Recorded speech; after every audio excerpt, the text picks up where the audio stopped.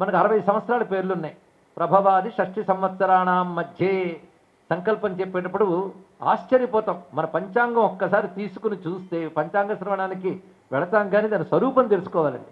ఆశ్చర్యం ఏంటంటే సృష్టి ఎప్పుడు ప్రారంభమయ్యిందో అప్పటి నుంచి ఇప్పటి వరకు లెక్క కట్టిన ఒకే ఒక్క కాలమానం భారతీయ హైందవ కాలమానం.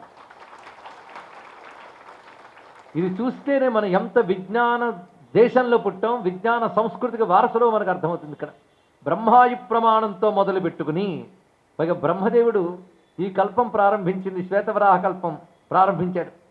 ప్రారంభించిన తర్వాత ఇప్పుడు 50 ఏళ్ళు దాటిపోయాయి ఆయనకి. అంటే 100 కల్పాలు ఒక ఆయువు ఆయనకి. అలాంటి ఎన్ని కల్పాలు జరిగావు ఇప్పటికీ 50వ పడిలో పడ్డాడు ఆయన. అందుకే సెకండ్ హాఫ్ ఆయనకి. అంటే ద్వితీయ పరార్థే అంటున్నాను, ద్వితీయ పరార్థే అని చెప్తున్నాం కదా. ఆ చెప్పేటప్పుడైనా రోజు చెప్పుకునేటువంటి పంచాంగ సంకల్పంలో మనం ఆశ్చర్యపోతే భారతీయ కాలమానం ఎంత గొప్పదో అర్థమవుతుందండి. ఇప్పటికీ మన పంచాంగాల్లో బ్రహ్మాయు ప్రమాణం అని అక్కడి నుంచి ప్రారంభిస్తూ చెప్తారు. అలా ఇప్పటికీ ఎన్ని మన్వంతరాలు, ఎన్ని మహాయుగాలు జరిగాయో. ఇప్పుడు జరుగుతున్న మహాయుగం 28తమ మహాయుగం, అంటే 28వ మహాయుగం జరుగుతుంది. మన తెలుగునాట తప్ప భారతదేశంలో అందరూ కూడాను సంకల్పం చెప్పేటప్పుడు 28తమే కలియుగే అని చెప్తారు. మన వారు ఎందుకు చెప్పరు అర్థం కాదు, ఉట్టి కలియుగే అంటారు.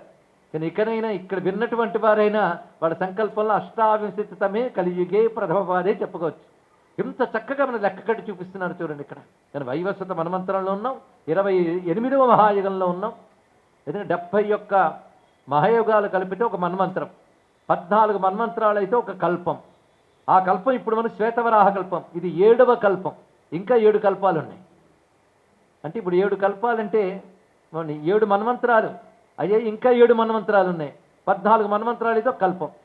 కల్పానికి అంతం జరిగినప్పుడు మాత్రమే ప్రళయం అనేది వస్తుంది. యుగాంతాలు మహాప్రళయాలు ఇవి రావు. ఇవి తెలియక ఎవరెవరో ఈ యుగంతో అంతమైపోతుంది అనగానే భయపడిపోతారు. ఇంకా అవన్నీ అమ్ముడైపోతూ ఉంటాయి ఆ పుస్తకాలు. కానీ భారత కాలమాన జ్ఞానం ఉన్న వాళ్ళు మాత్రం భయపడరండి. ఎందుకంటే సంవత్సరాలు మారినట్టే యుగాల ట్రాన్సిషన్స్ ఉంటాయే తప్ప యుగాల్లో నాశనాలు ఏమీ జరగవు, కల్పాంత కాలంలోనే జరుగుతాయి. కనుక మనకి ఇంకా చాలా మహాయుగాల వరకు మనం క్షేమంగానే ఉంటాం. ఇప్పుడు నడుస్తున్నది వైవస్వత మన్వంతరంలో 28వ మహాయుగం, 20 అందులో కలియుగం అయినది ఇక్కడ. ఈ కలియుగంలో ప్రస్తుతం మనకి కలియుగం ప్రారంభమై 5125 సంవత్సరాలు అయింది ఇప్పటికి. ఆ లెక్క కూడా మన దగ్గర పక్కాగా ఉన్నది చూడండి.